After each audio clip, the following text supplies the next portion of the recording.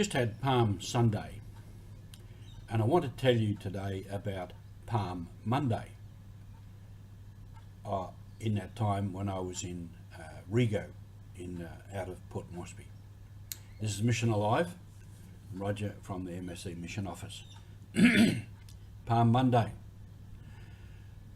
I went, as I used to do there, I had a round of patrols I would do to ensure people got masses on some sort of regular basis.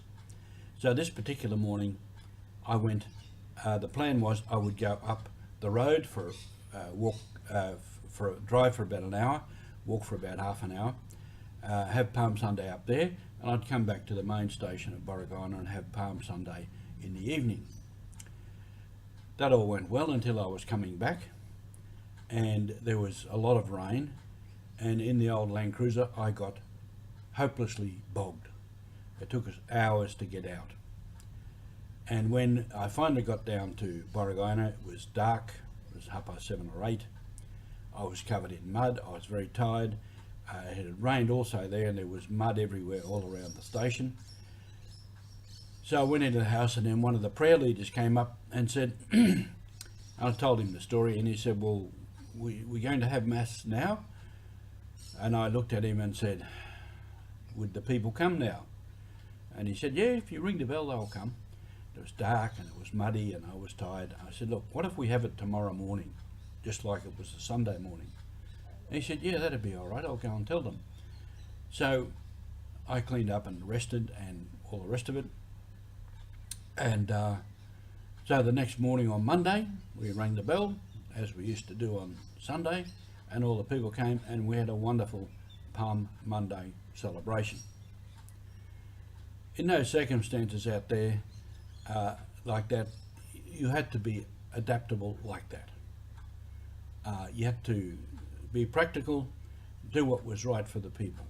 I couldn't imagine us on that night with mud everywhere, in the dark, trying to have a Palm Sunday procession and Mass. And I was very tired. So the most practical thing to do, and the best thing for the people and for the whole celebration, was to postpone it and have it on Monday. These are the sort of things we do, and there was no problem with that. I'll tell you a little bit more about that Easter, the Palm Sunday and then the following Easter. No, there was another year. I went on a long patrol right up to the top station. So I'd drive for an hour or so, then I'd walk for another good hour to a place called Durham, and then from there it was another 3 or 4 hours walk right up over the hills to a place called Iroranomu. And I went up there and visited, and we had Good Friday celebrations there in the morning, and I headed off back down to Durham to have the Good Friday celebration there. I might have told you the story about the snakes, but that was on that walk that I encountered 3 black snakes, a Papuan black, which is very poisonous. I might come back on that story another time. I got to the station. We had Good Friday, and then in the night after that, myself, a catechist, a prayer leader, and a couple of others, we walked back out to the road, 1.5 to 2 hours. It was dark, a little bit of rain. Our light was a small powdered milk tin with the top on, with a hole in the top, and a piece of rag inside and kerosene, and that was the light. And then to hold it properly, because it got hot, we had a stick that was divided into a fork, and we put the tin in there and tied it all around. And of course, then on the way out, the light went out. Where's the matches? Who's got the matches? There's a big search through all the backpacks. We found the matches and we went. And the people had also given us some fruit so that we could walk on the way, pawpaw and banana, pineapple. So I got to the road, and it was a little bit of rain, and it had been rain, and I knew the next couple of hills that I had to go down and up were rather difficult. Red clay, nice greasy red clay.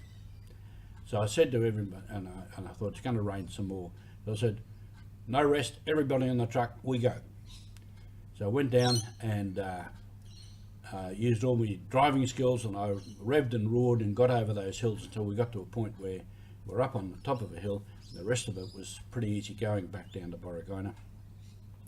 So I said, bring out the fruit. So we ate the fruit there in the rain, and then we went home. And then the next day, that was Saturday, and we went on with the celebrations at Borragina. These are all the things that we used to do, and there are places still, many places, where our priests have to do the same sort of thing. Walk, boat, trucks on bad roads, and that's how the mission goes. You can't get the word out to people, you can't evangelise people unless you're willing to fight those elements and get out there and get the job done. So the mission is alive, just keep on with it. Thank you.